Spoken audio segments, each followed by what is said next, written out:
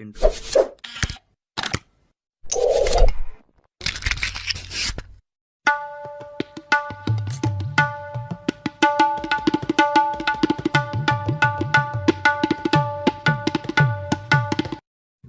हातापायांना मुंग्या येणे आणि पोटऱ्यांना गोळे येणे यासाठी करावे घरगुती उपाय. नमस्कार, आरोग्यदायी आयुर्वेद या यूट्यूब चॅनलमध्ये तुमचे स्वागत.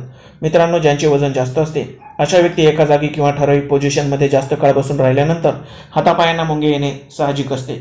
पण असेही काही जण आहेत की ज्यांचे वजन देखील वाढलेले नसते, पण त्यांना देखील अशी हातापायांना मुंग्या येण्याची समस्या जाणवत असते. काही व्यक्तींना तर पायांच्या पोटऱ्यांना गोळे येणे, छातीत पाठीत चमक भरणे यांसारख्या भयंकर वेदनादायक समस्या जाणवत असतात.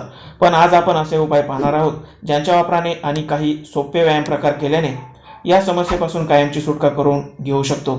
चला तर पाहूयात हे उपाय कोणते आणि ते कसे बनवायचे.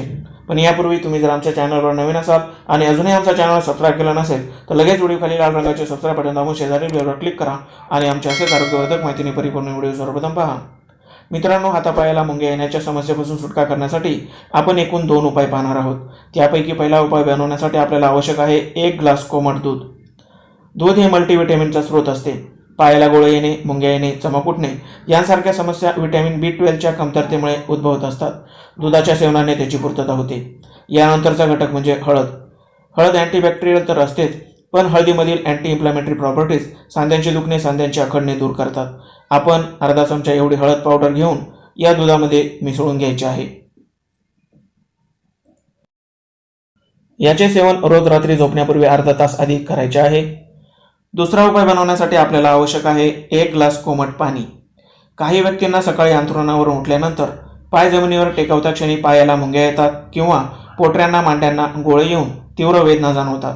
म्हणूनच सकाळी झोपेतून उठल्यावर कोमट पाणी पिणे अत्यंत फायदेशीर ठरते. याशिवाय यामध्ये 2 ते 4 ग्रॅम एवढी दालचिनी पावडर मिसळून पिले तर यामुळे शरीरातील नर्वस सिस्टीमला चालना मिळते आणि दबलेल्या नसा उत्तेजित होतात, मोकळ्या होतात. याशिवाय तुम्ही तिळाच्या तेलाने मुंग्या आलेल्या ठिकाणाची, पायाच्या गोळ्यांची हलकी मसाज करू शकता. तिळाचे तेल उष्ण प्रकृतीचे असते, जे त्वचेच्या आत जाऊन पेशींना उत्तेजना देते. याशिवाय वातावरचे सर्वश्रेष्ठ औषध म्हणजे तेल आहे असे आपले आयुर्वेद सांगतो. म्हणूनच तिळाच्या तेलाची मालिश नक्कीच फायदेशीर ठरते. हातापायाला मुंग्या येऊच नये म्हणून हाताच्या मनगटांची आणि पायाच्या पंजांची गोलाकार फिरवण्याची कृती दररोज सकाळी न चुकता करावी. सतत एका ठिकाणी बसणे टाळावे. एका ठराविक पोझिशनमध्ये राहणे टाळावे. दररोज योगासने देखील करावीत.